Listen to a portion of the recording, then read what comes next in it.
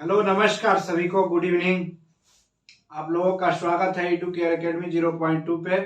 मैं अजित कुमार आज आप लोगों को बताऊंगा कि क्लास 10th में न्यूरॉन यानी कि तंत्रिका तंत्र, न्यूरॉन जो हमारे बॉडी में नर्व सिस्टम होती है उसके डायग्राम को मैट्रिक में 5 नंबर के लिए पूछा जाता है।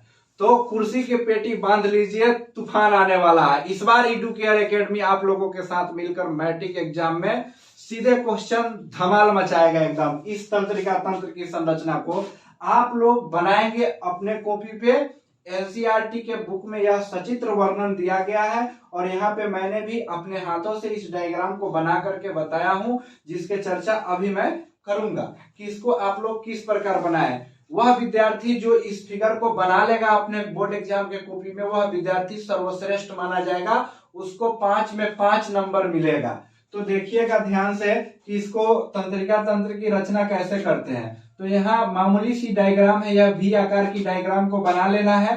चारों तरफ से यू आकार, यहीं पे वी आकार की डायग्राम को बना देना है। बीच में एक गोल स्थान छोड़ देना है और पूरे की पूरी एक पार्ट को छोड़ना है या कलर कर दीजिएगा। आप लोग रेड कलर से कलर कर दीजिएगा और नामकरण कर लीजिएगा। सिर्फ नाम को अगर आपने याद रख लिया तो 5 में से आधा, इतु भी नंबर कोई नहीं काटेगा।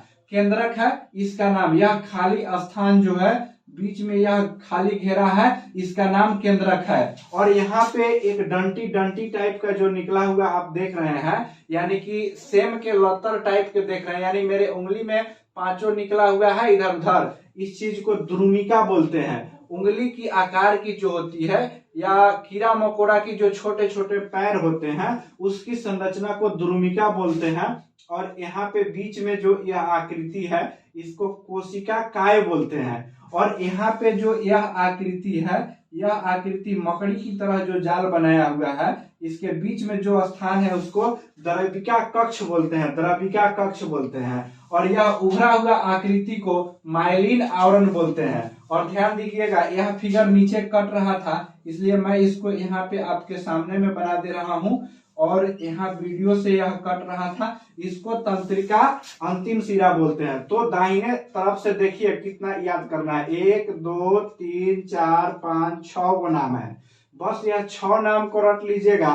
केंद्रक, द्रुमिका, कोशिका काय, द्रविका कक्ष, माइलिन आवरण और तंत्रिका का अंतिम सिरा। तो आपको मिलेगा 5 नंबर। और यहाँ पे कुछ डिफिनेशन मैंने लिख दिया है जो हर एक एग्जाम के लिए जरूरी है। सबसे पहले इसका एगो का बीच वाला पार्ट का नाम है कोशिका काय।